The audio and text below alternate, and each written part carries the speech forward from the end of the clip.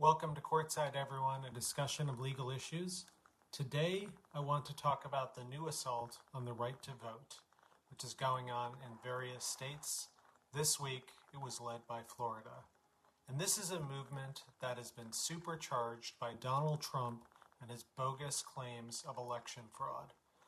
Really, those claims of election fraud, the big lie, it's all just shorthand for those people are voting, and that's their complaint.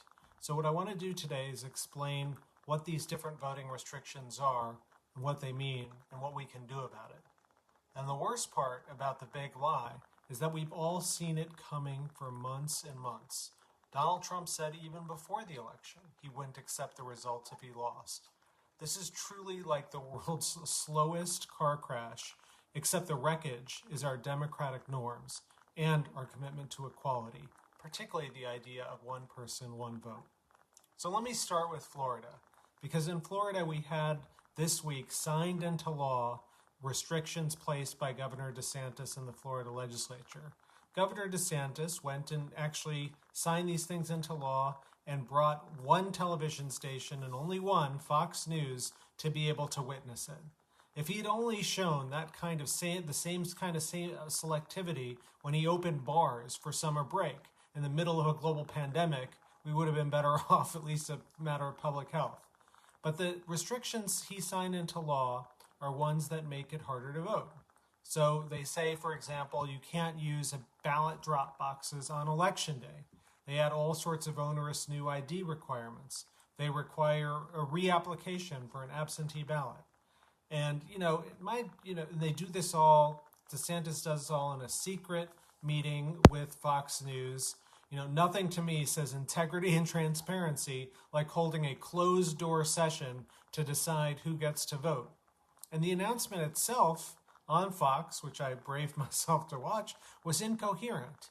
Governor DeSantis knows he's in a double bind.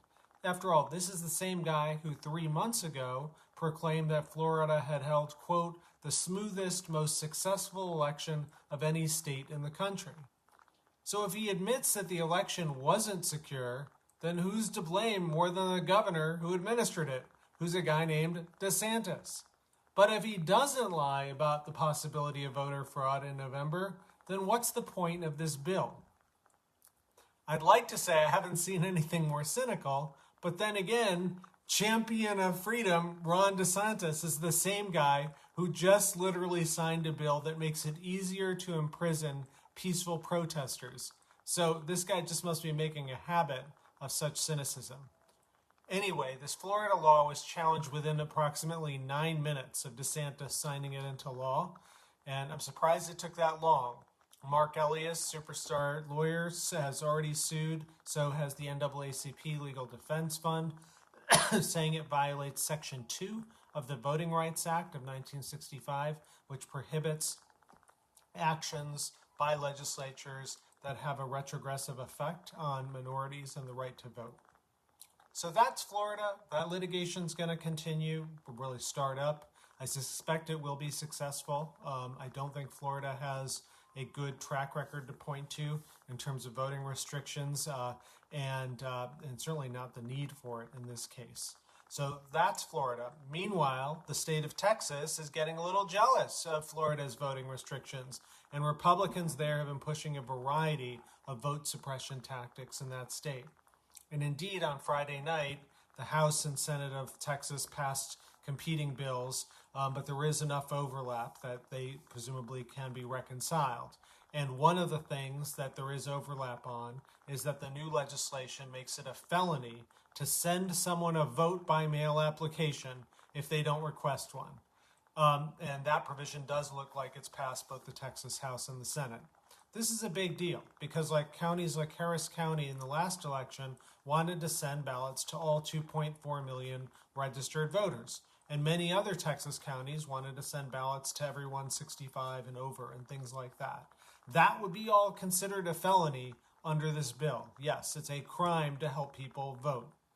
And the legislation goes further. Some of the language in the bill would require documents to be submitted If you needed medical assistance with your ballot, if you needed someone to help you with your voting, you have to submit documents. It looks like other versions have that struck out, so we'll have to see.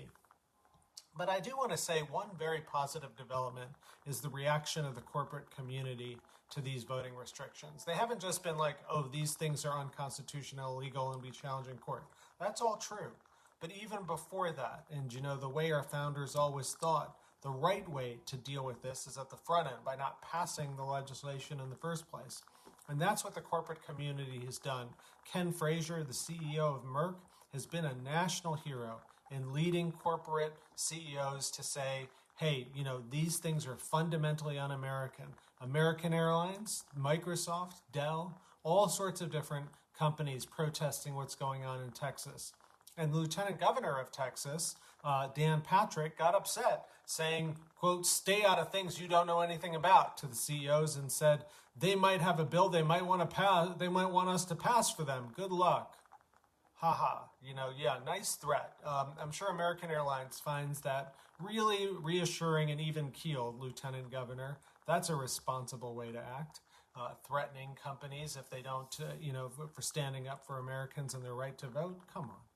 Now, Arizona, for its stake, is also considering making it a felony to send a vote-by-mail application. And there's even a proposal in the Arizona legislature that says that they should decide who the presidential electors go to the Electoral College, that the people's vote in Arizona should be nullified, and it should be up to the state legislatures. Nothing says democracy and respect for it like these proposals. Now, also going on in Arizona is, believe it or not, yet another recount proceeding. This one has been outsourced from Republican officials in Maricopa County to a Florida company called, I kid you not, Cyber Ninjas. Not even an Arizona presence. This is a Florida company.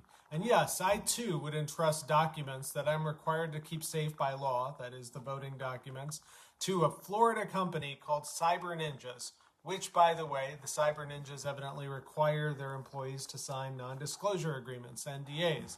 And evidently their leader of Cyber Ninjas, Doug Logan, has been someone who's been promoting false claims about voter fraud.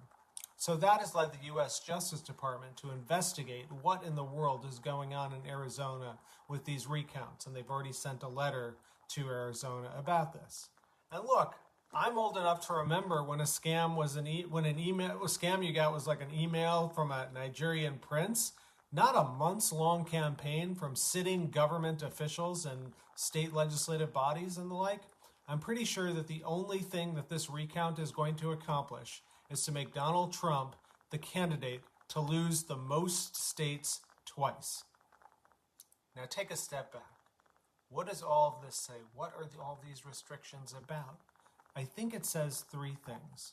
Number one, it indicates a real lack of seriousness in the Republican Party right now. A poll was just done today. 60% of Republicans think that Joe Biden won the election by fraud. 60%. The Republican Party is leaving the reality-based community and adopting fundamentally un-American views. This idea that if you lose an election, it must be rigged. It's flatly contradicted by the facts. 60 courts have ruled against these big lie claims, and these courts have been mostly staffed by Republican appointees. I mean, does any serious person think that these claims about the big lie are right?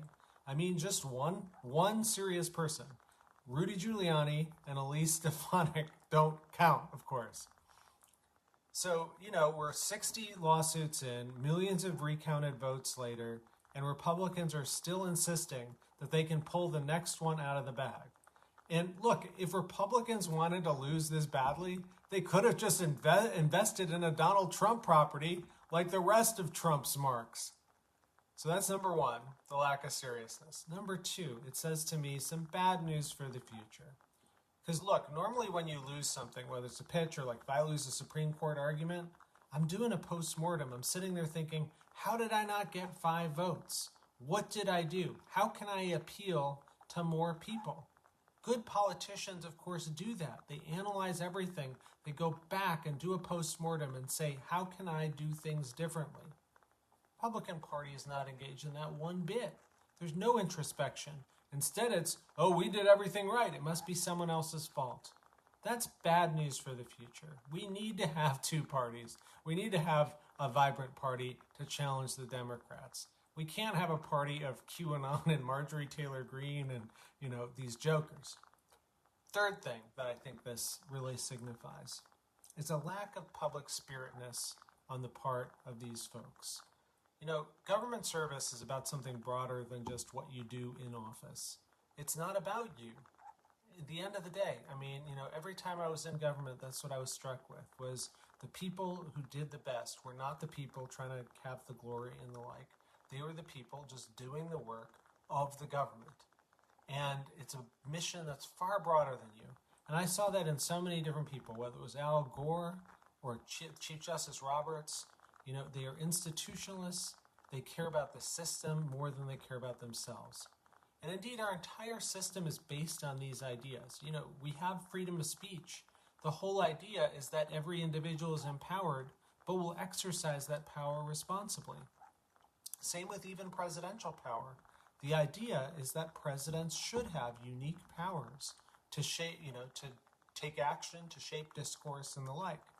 And when you add those two things together, freedom of speech and presidential power, you see the system worked really well for the last couple hundred years because presidents largely wielded their powers responsibly. Their powers, their speech, all of it responsibly, until Donald Trump.